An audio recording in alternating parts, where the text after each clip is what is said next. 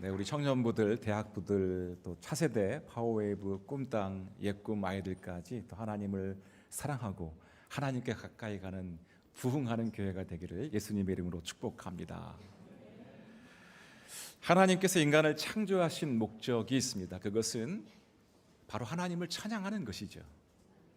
오늘을 살아가는 목적, 천국에 가서도 영원히 우리가 하게 될 내 삶의 이유는 바로 하나님을 찬양하는 것입니다. 그렇게 믿으십니까? 그런데 많은 성도님들에게 질문하면요, 찬양을 잘하냐는 질문에 찬양을 잘 못한다는 대답을 많이 합니다. 제가 정말로 사랑하는 장로님 한 분 계세요. 신앙적으로 너무나 존경하는 분이 계신데 당연히 예스라는 대답을 기대하고 장로님 찬양 잘하시죠? 질문했어요.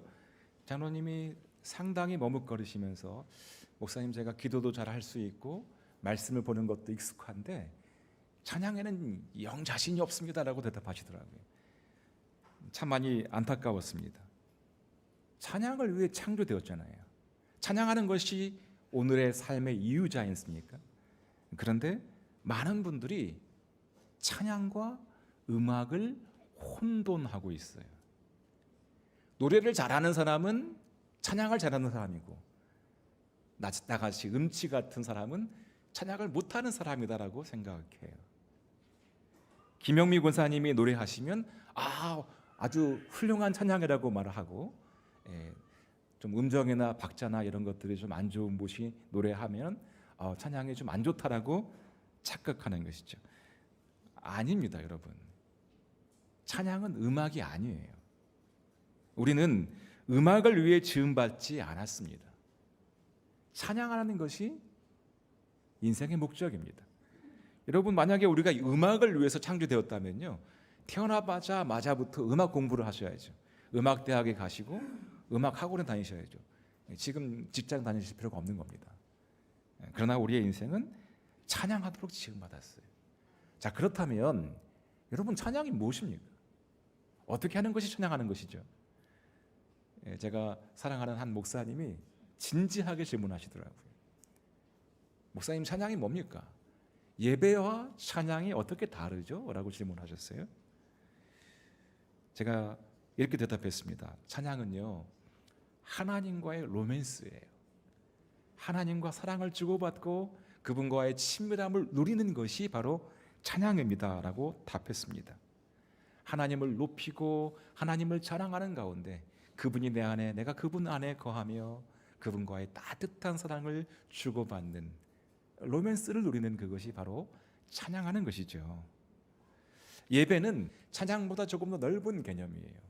예배에는 서비스를 한다는 개념이 있습니다. 예배를 서비스라고도 하죠. 하나님을 위해서 섬기는 거예요. 또 성도님들을 위해 섬기는 것, 그것도 예배입니다. 성가대 봉사를 하고 반주자로 봉사하고 찬양팀으로 봉사하고 또 안내위원으로 봉사하고 주차 섬기시기도 하고요. 교회를 섬기는 그 모든 것 하나하나가 교회 가서 또 고생하네, 일하네가 아니라 그 서비스가 바로 예배인 거예요. 하나님을 예배하는 행위입니다. 또 예배라는 단어 안에는 하나님께 순종한다, 나를 포기한다, 내려놓는다, 하나님의 뜻 앞에 내가 복종한다, 그런 의미도 있고요. 기도하는 것도 예배이고 밥을 먹는 것도 예배입니다. 일상의 모든 것이 다 예배가 될 수 있는 것이죠. 특별히 예배하는 개념 중에서 중요한 것이 있는데 그것은 바로 하나님과 입을 맞추는 거예요. 여러분, 예배한다라고 하는 말의 원어가 하나님을 예배한다는 의미입니다. 헬라어 프로스퀴네오라고 하는 단어가 있는데요, 프로스는 누구누구에게, 퀴네오는 키스를 한다는 거예요. 지금 여러분 예배 드리고 있으시죠? 예배가 되려면요, 지금 여러분이 하나님과 키스를 하는 경험을 하셔야 되는 것이죠. 하나님과 입을 맞추고 있는 것이 예배입니다. 예배당에 앉아 있다고 예배가 아니죠. 예배 시간에 있다라고 해서 예배가 아닙니다. 마찬가지로 일상에서도 하나님과 입을 맞추고 있다면, 그분과의 사랑을 누리고 있다면 그것이 바로 예배입니다. 찬양이라고 하는 개념은 바로 이 예배의 여러 가지 개념 가운데 하나님과 입을 맞추는 것, 하나님과 키스를 하고 그분과의 친밀한 사귐을 나누는 이러한 개념과 관련이 되는 것이죠. 자, 그러므로 여러분 다시 한번 질문해 보겠습니다. 여러분은 찬양을 잘 하십니까? 예, 만약 여러분이 하나님과 친밀한 사귐을 가지고 있다면, 하나님을 사랑한다라고 고백하실 수 있다면 여러분은 찬양을 잘 하시는 거예요. 예. 반대로 여러분 아무리 음악적인 능력이 탁월할지라도, 아무리 BTS라든지 세계적인 뮤지션이 여기 와가지고 공연을 하고 아름다운 퍼포먼스를 보여줬다라고 해도 하나님과의 로맨스가 없다면, 그 안에 하나님과의 사귐, 그분과의 입맞춤이 없다면요, 그것은요 찬양이 아닙니다. 오늘 우리 시온 성가대가 찬양을 했죠. 그 안에 음정을 잘 맞추기 위한 노력, 박자를 잘 맞추기 위한 노력, 애쓰는 모습이 보였어요. 그러나 그 애씀을 뛰어넘어서 하나님과의 사귐, 주님으로 인한 충만한 기쁨, 그분과의 입맞춤이 경험될 때 그 찬양이 바로 좋은 찬양인 것이죠. 우리가 앞부분에 같이 회중 찬양을 했어요. 우리 찬양팀이 정말 잘하시더라고요. 너무나 감사합니다. 축복해요. 이분들이 얼마나 소중한 분들인지 몰라요.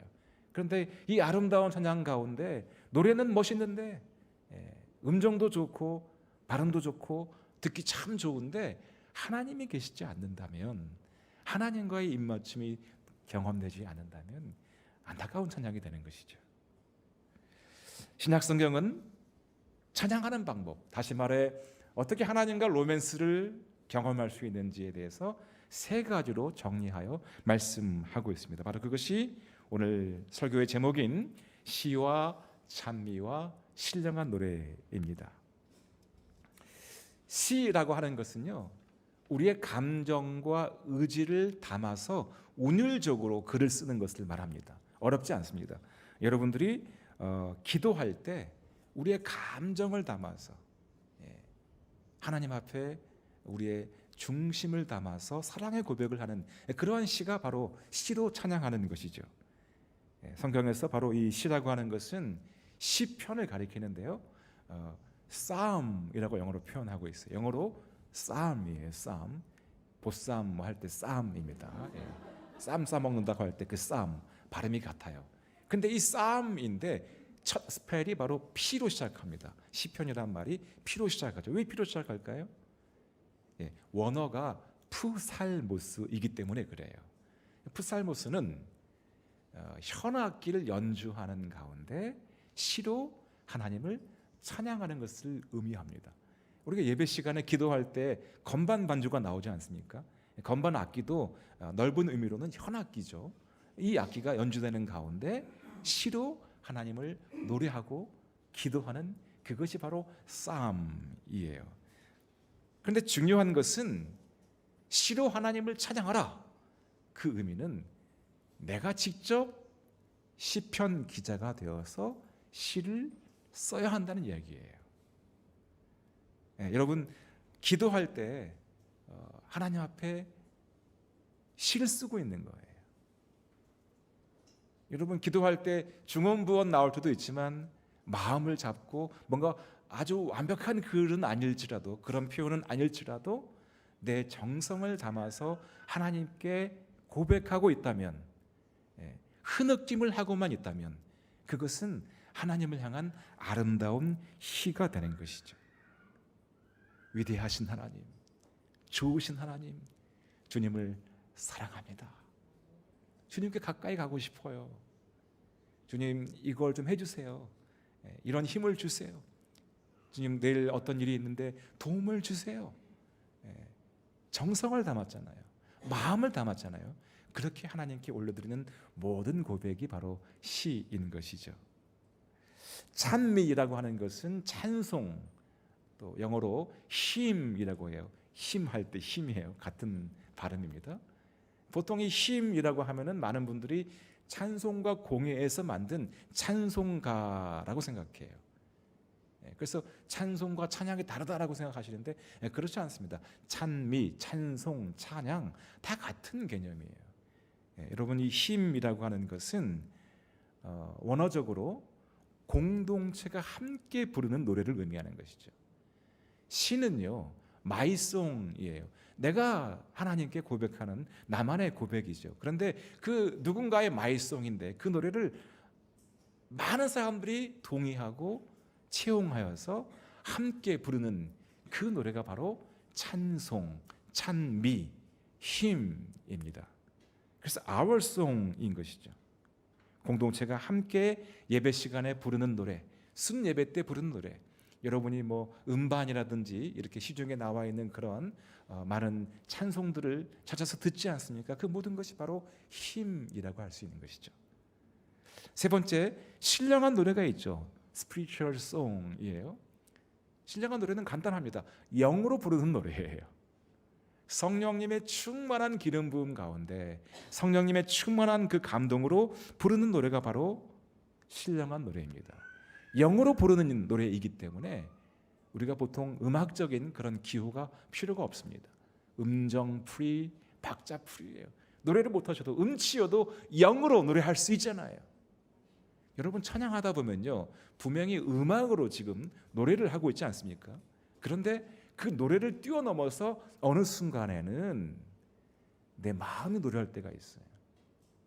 조금 더 깊이 들어가 보면 눈물로 노래할 때가 있잖아요.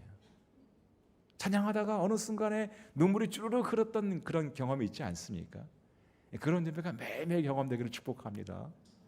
찬양하다가 신음할 때가 있어요. 감격이 임하여서 그 감동 앞에서 어쩔 줄 몰라 하는 그 상태, 바로 그것이 신령한 노래입니다. 어떤 분은 방언으로 노래하기도 하고요, 어떤 분은 그때 춤을 추기도 하고, 어떤 분은 그때 그림을 그리기도 하고, 사람들이 이해할 수 없는, 세상에서는 저게 무엇인가 의아해할 만한 그런 표현들을 할 때가 있는 것이죠. 그것은 영적인 노래, 신령한 노래인 것입니다. 하나님께서 이렇게 시와 찬미와 신령한 노래를 부르라고 하신 이유가 무엇일까요? 왜 하나님께서 우리에게 시와 찬미와 신령한 노래를 통하여 하나님을 찬양하도록 하셨습니까? 세 가지 이유가 있는데요.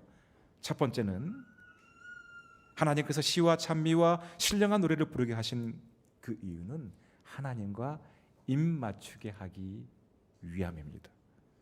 찬양을 통해서 하나님과 입맞추십시오. 다시 말씀드리지만 찬양은 하나님과의 로맨스예요. 음악 아닙니다. 어떤 퍼포먼스 아닙니다. 이 앞에 나와서 어떻게 잘할까, 어떻게 좋은 평가를 받을까, 여러분 그것은 콘서트 같은 것이죠. 찬양한다는 것은 하나님과 입을 맞추는 목적을 가지고 있습니다.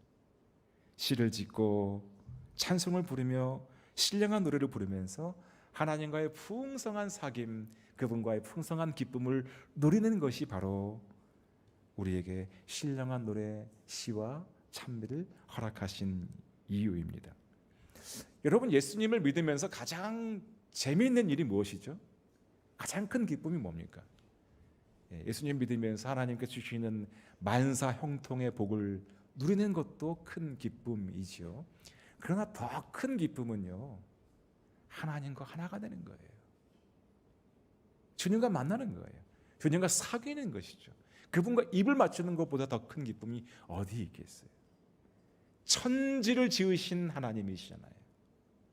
온 우주의 주관자이시고 온 땅을 심판하시는 심판의 주님이시잖아요. 근데 그 하나님을 내가 만난다, 그 하나님과 손을 잡는다, 그분께 가까이 간다, 그분과 입을 맞춘다는 것보다 더 큰 감동이 어디 있겠습니까? 여러분, 내가 정말로 좋아하는 어떤 스타가 있다라고 생각해 보세요. 스포츠 스타, 어떤 연예인, 드라마에 나오시는 분, 가수, 한류 스타가 지금 일본에 와서 팬 미팅을 한다 생각해 보세요. 내가 정말로 좋아하는 사람이면요, 그 미팅에 어떠한 대가를 지불하고서라도 가려고 하지 않겠습니까? 거기 가서 그분의 얼굴을 보는 것만으로도 기쁘잖아요. 그분과 악수 한번 하는 것, 사진 한번 찍으면 날아갈 것 같잖아요. 국가대표 축구팀이 골 하나만 넣어도요, 사람들이 가만히 있지 않습니다. 소리를 지르고 마음을 활짝 열면서 그분에게 하트를 막 날리죠. 모르는 사람인데 옆에 있는 사람과 하이파이브를 하고 온 국민이 춤을 추면서 건물이 떠나갈 듯 환호성을 지르는, 여러분, 그런데 나를 사랑하사 나를 구원하신, 지옥 가지 않게 하시고 영원한 천국으로 나를 옮겨주신 그 하나님께는 어떻게 하십니까?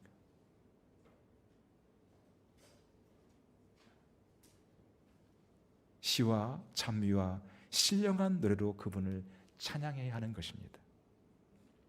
사랑하면 시를 쓰게 되어 있어요. 사랑하는데 가만히 있을 수 없는 것이죠. 그분을 위해서, 나를 너무나 사랑해 주시는 그분을 위해서 정성을 담아 시를 만들고 공동체가 함께 부르면서 모두가 그분과의 입맞춤을 경험하기 위해서 애쓰고 노력하게 되는 것입니다. 이 노래는 좋을 때만 하는 것이 아닙니다. 내가 연약할 때, 좌절하고 있을 때, 죄를 지었을 때, 가장 비참한 그 순간까지도 있는 모습 그대로 하나님을 예배하는 것이 예배자의 태도인 것이죠. 탁월한 예배자라고 평가받는 다윗이 그랬습니다. 왜 하나님께서 연약한 다윗을 높여주셨을까요? 다윗이 범죄한 순간에도 하나님과 입맞추기를 게을리하지 않았기 때문입니다. 시편 51편 10절에 이렇게 나와 있습니다. 하나님이여 내 속에 정한 마음을 창조하시고 내 안에 정직한 영을 새롭게 하소서. 잘 알고 있는 시입니다. 여러분, 그런데 이 시는요, 다윗이 죄를 지은 이후에 지은 시입니다. 밧사바와 동침한 이후에, 보통 사람들이 죄를 지으면요 어떻게 하죠? 피합니다. 도망가요. 그런데 다윗은 피하지 않았어요. 자신의 범죄를 하나님께 고백해 드리며 그 모습 그대로 하나님 앞에 나아가 그분과의 입맞춤을 경험했던 것이죠. 시편 3편에 보면 이런 고백이 있어요.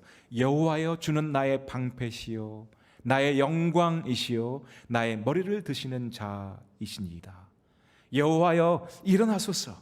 나의 하나님이여 나를 구원하소서. 주께서 나의 모든 원수의 뺨을 치시며 악인의 일을 꺾으셨나이다.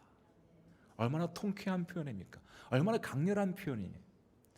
저는 이 표현이 마치 다윗이 전쟁에 나가서 대승을 거두고 그때 쓴 그런 시가 아닌가 추측했습니다. 아니에요.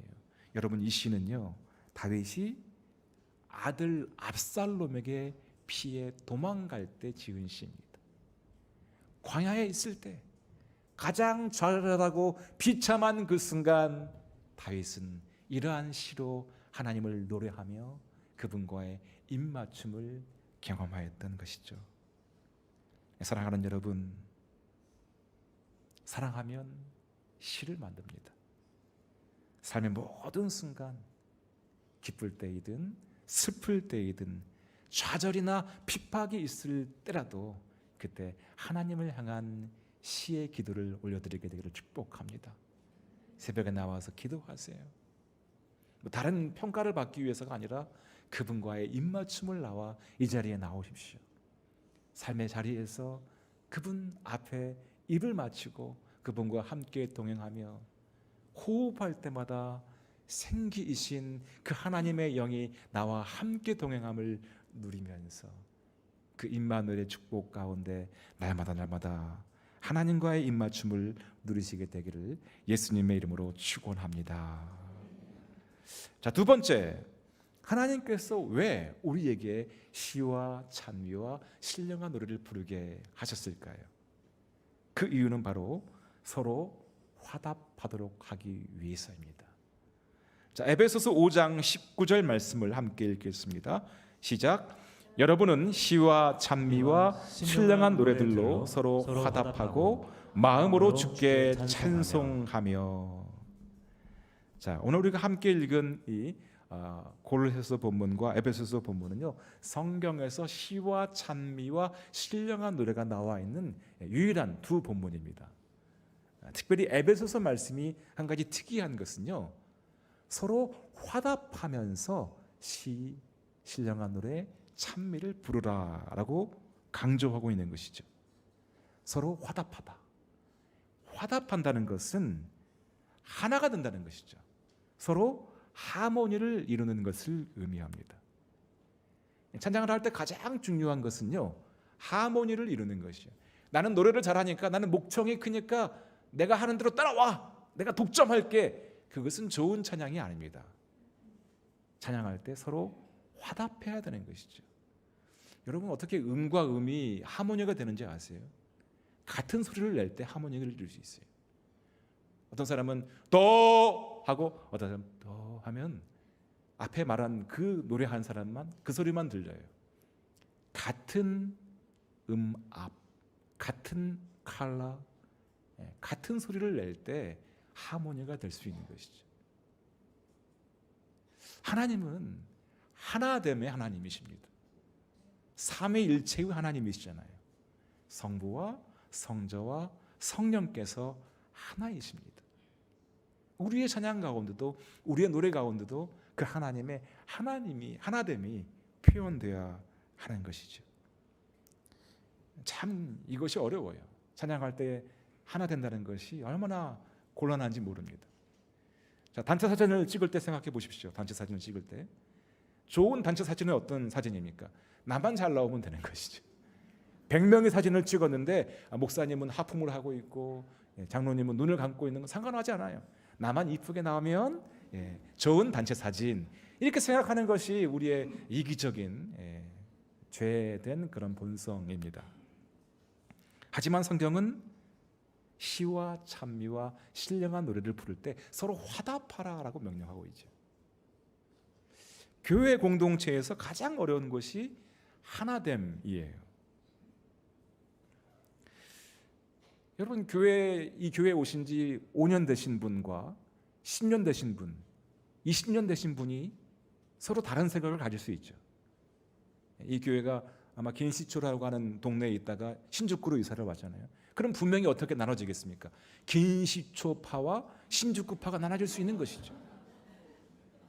찬양팀을 하시는 분과 주자팀을 하시는 분이 서로 세력을 가지고 싸울 수 있는 것이죠. 교회는 공사판 같은 곳이에요. 교회는 공사 중입니다. 여러분, 교회는요, 이미 성화가 완성된 분들이 오는 곳이 아니에요. 예수님을 사랑하고 그분을 닮아가는 그 성화의 과정이 이미 끝난 분들이 이곳에 있는 것이 아니죠. 주님을 닮아가는 과정 가운데 수많은 먼지를 일으키고 소음을 일으키는 공사판 같은 곳이 교회예요. 나는 여전히 죄인인 것이죠. 나는 여전히 부족해요. 하지만 연약한 내가 나의 주인이신 예수 그리스도를 믿고 그분 앞에 나를 포기하고 주님의 말씀 앞에 복종시켜 나아감으로 서로 하나가 되는 것, 서로 화답하는 공동체가 바로 교회 공동체인 것입니다. 제가 한번 예를 들어보려고 하는데 네 분이 나오신다 그랬거든요. 한번 네 분이 앞에 한번 나오시겠어요? 누가 나오시겠습니까? 제가 물통 예화를 들려고 하는데 그 쑥스러워하지 마시고 우리 신실하신 형제님 네 분이 나오기로 했습니다. 와, 가장 큰 주님의 사람들, 또 아름다운, 자, 원을 만들어 주세요. 원을 만들어 주시고 손을 잡으세요. 자, 바로 이 모습이 교회입니다. 상상해 보세요. 교회 공동체예요. 이 중에서 제일 키가 크신 분은 한번 앉아 보시겠습니까? 죄송해요. 어려운 일을 시켰어요. 자, 이게 교회이죠. 이게 교회인데 교회에는요, 키가 큰 분도 있고 키가 작은 분도 있어요. 자, 하나님께서 이 교회에 기름을 부으시고 그 기름이 넘쳐나는 과정에서 교회를 사용하십니다. 하나님께서 성령의 기름을 부으세요. 어느 수준까지 이 교회가 하나님의 기름 부음을 담아낼 수 있죠? 지금 앉은 분의 높이까지 담아낼 수 있는 거예요. 교회는 이 세 분은 멀쩡해 보이시지만 한 분은 뭔가 좀 어려움이 있을 수도 있는 것이죠. 여러분, 그러면 이 교회가 하나님의 기름 부음을 더 배가시키고 열방을 향하여서 주님의 통로가 되게 하기 위해서는 어떻게 해야 될까요? 연약한 분을 이끌어 줘야죠. 좌우에 계신 분이 이분을 이렇게 세워보세요. 예, 이렇게 이끌어 주셔야 되는 거예요. 그러면 이 교회 공동체는 어떻게 되는 것이죠? 더 큰 기름 부음을 담아낼 수 있는 것이죠. 더 큰 기름 부음을 통하여서 일본 땅을 부흥시킬 수 있는 것이죠. 예, 박수 한번 해주세요. 네 분에게 축복합니다. 그것을 이뤄낼 수 있는 비결이 바로 화답하는 것입니다. 하나가 되는 거예요. 하모니를 이루는 거예요. 나만 잘나서 되는 거 아닙니다. 나만 독점해서 좋은 교회가 될 수 없어요. 공사 중인 여러 많은 사람들이 서로 다르지만, 서로 생각과 가치관이 다를 수 있지만, 예수 그리스도의 말씀 앞에 자신을 포기하고 하나가 되고 내 목소리를 줄이고 교통함으로써 하나님의 교회로 세워져 가는 것입니다.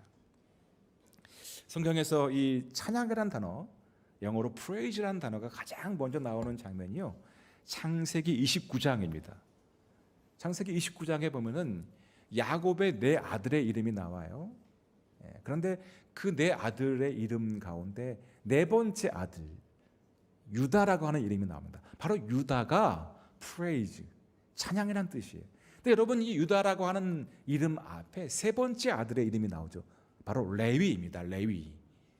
레위는 연합이란 뜻이에요. 레위가 있고 유다가 있는 거예요. 다시 말하면 연합이 있고 찬양이 있는 것이에요. 이 원리가 중요합니다. 교회 공동체 안에 연합이 있을 때 진정한 찬양이 시작될 수 있는 거예요. 우리가 진정으로 하나님과의 입맞춤을 경험하게 된다면 그 사랑은 반드시 차고 넘쳐서 다른 사람에게로까지 흘러가게 될 것입니다. 한 사람이면 패하겠지만 두 사람이면 이길 수 있나니 세 겹줄은 쉽게 끊어지지 아니한다라고 말씀하셨습니다. 저는 우리 동경공동교회 모든 성도들이 이 하나됨의 축복을 누리게 되기를 예수님의 이름으로 축원합니다. 하모니의 능력, 하모니의 기쁨을 누리는 주님의 귀한 백성들이 되시기를 축원합니다. 자, 마지막으로 하나님께서 왜 시와 찬미와 신령한 노래를 부르게 하셨을까요? 그것은 바로 이 노래를 통해서, 이 찬송을 통해서 세상에 대하여 넉넉히 이기게 하기 위해서입니다.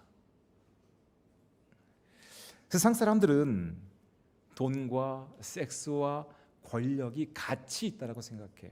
그리고 우리 성도들조차도 돈과 섹스와 권력과 싸워서 이기는 것이 너무나 어렵다라고 생각합니다. 젊은 형제님들은요, 대체로 게임에 중독되어져 있죠. 자매님들은 대체로 SNS나 엔터테인먼트에 중독되어 있습니다. 참 어떤 연예인이나 스타를 좋아한다는 것이 참 답답해 보이는 것이요. 여러분, 그 연예인이 여러분에게 밥 한 끼 사주십니까? 그 잘생긴 그 스타가 여러분을 위해서 생일 챙겨주십니까?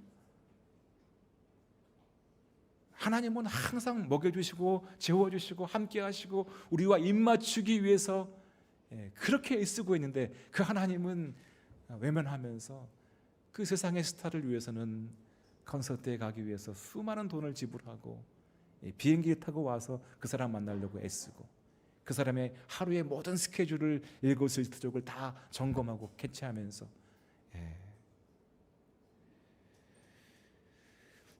여러분, 그런데요, 그 모든 세상에 좋다는 것들이 다 끝이 있다라고 하는 사실을 알아야 합니다.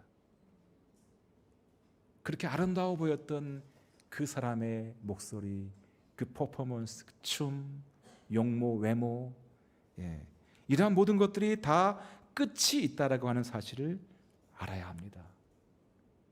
요한복음 18장 22절 말씀 같이 읽겠습니다. 시작. 또 하프 켜는 사람들과 노래 부르는 사람들과 퉁소 부르는 사람들과 나팔 부는 사람들의 소리가 내 안에서 다시는 들리지 않을 것이며 그 어떤 기술자도 내 안에서 다시는 보이지 않을 것이며 맷돌을 돌리는 소리도 내 안에서 다시는 들리지 않을 것이며. 여러분, 세상 엔터테인먼트에는 끝이 있습니다. 아무리 아름답고 화려해 보일지라도 그 음악, 그 소리, 그 아름다움, 용모, 그 기술, 그 디자인 다 끝이 있고 사라진다는 것이죠. 다시 22절 말씀 한번 올려주시겠습니까? 띄워주시면, 여기 보면 하프 켜는 사람들이 나와요. 노래 부르는 사람들, 퉁소, 나팔 부는 사람들이 나오잖아요. 이 사람들은 엔터테이너라고 할 수 있죠. 가수들이에요. 아이돌 그룹, 뭐 BTS 같은 그런 분들, 뭐 소녀시대 같은 그런 분들, 여러분 그 아티스트를 다시는 들리지 않는다라고 나오잖아요. 계속 띄워주시겠어요, 이 말씀을요? 또 보면 그 어떤 기술자도 내 안에서 다시는 보이지 않을 것이다라고 나와요.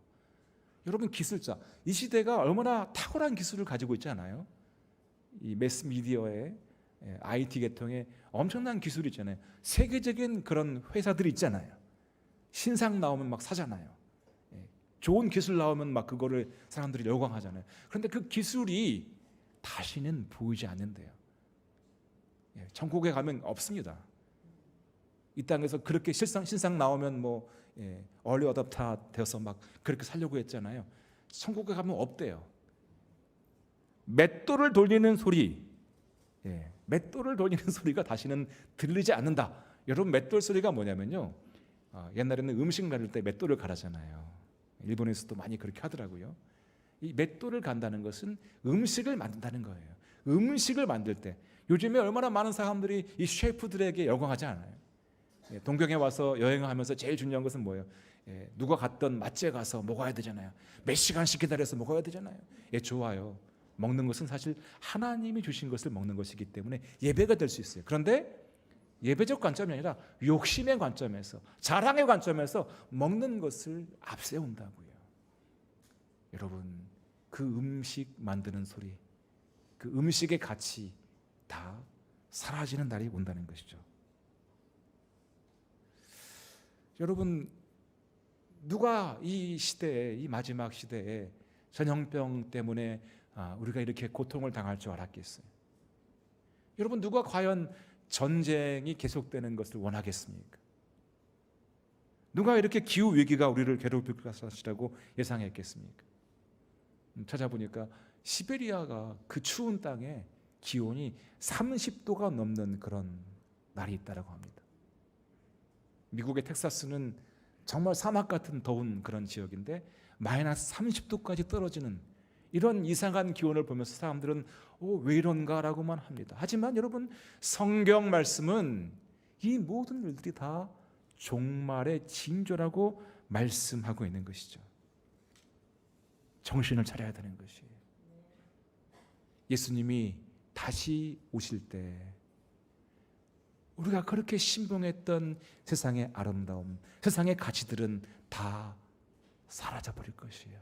그러나 한 가지, 우리의 노래, 우리의 찬송, 우리가 하나님께 입맞추며 불렀던 그 시와 찬송과 신령한 노래는 영원한 것입니다. 오늘 여러분들의 그 기도의 시, 그 기도의 찬송, 그 기도를 통한 신령한 노래는요, 이곳에서부터 시작하여서 저 천국으로까지 이어져 영원히 울려 퍼지는 가장 가치 있는 하나님의 선물인 것입니다. 사랑하는 성도 여러분, 이 마지막 시대에 세상을 이기며 살아간다는 것이 얼마나 고통스럽습니까? 참 어려운 세상을 살고 있어요. 갈수록 사랑이 식어지고 이기심과 이기심이 대립하며 죄와 정욕이 가득한 이 세상에서 믿음을 지키고 산다는 것이, 예수를 잘 믿는다는 것이 얼마나 어려운지 모르겠습니다. 어떻게 세상을 이길 수 있을까요? 로마서 8장 말씀을 읽고 마치도록 하겠습니다.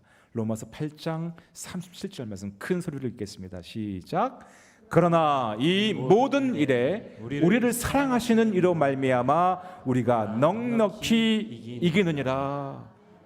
세상을 이길 수 있는 유일한 비결은 우리를 사랑하시는 예수 그리스도를 통해서입니다.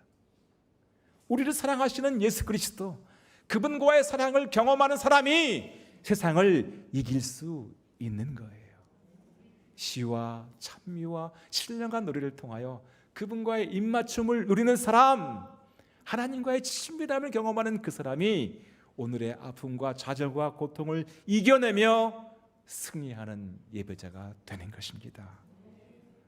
시와 찬미와 신령한 노래를 통해 하나님과 입맞춤을 경험하고 서로 화답하며 찬송의 기쁨을 배가시킬 때 우리는 우리의 찬송 가운데, 이스라엘의 찬송 가운데 임재하시는 하나님의 용사되심, 그분이 우리를 위해 싸우시는 그 놀라운 장면을 목도하게 될 것입니다. 사랑하는 성도 여러분, 대충 예수 믿지 마십시오. 그냥 여기 앉아만 있지 마십시오. 예배당에 왔다 갔다만 하지 마십시오. 진짜 예배, 진짜 찬양을 하십시오. 세상과 예수님을 동시에 사랑할 수 없어요. 예수님만 사랑하기를 결정하고 이곳에 올 때마다, 일상의 모든 순간마다 그분과의 입맞춤을 경험하십시오. 나의 노래, 마이송을 통해서 하나님과의 입맞춤을 경험하고 Our Song, 우리의 찬양을 통해서 서로 화답함으로 찬송의 기쁨을 배가시키며 신령한 노래를 통해 세상을 넉넉히 이기십시오. 그것이 오늘을 살게 하신 우리의 영원한 인생의 목적입니다. 시와 찬미와 신령한 노래를 통해 창조의 목적을 이루며 영원한 생명, 영원한 기쁨에 동참하는 동경원누리교회 성도들이 되시기를 예수 그리스도의 이름으로 축원합니다. 기도하겠습니다. 좋으신 하나님, 나를 얼마나 사랑하시는지 코에 생기를 불어넣으시고 하나님의 영으로 숨쉬게 하신, 모든 순간 함께하게 하신 그 하나님의 사랑을 감사하며 찬송합니다.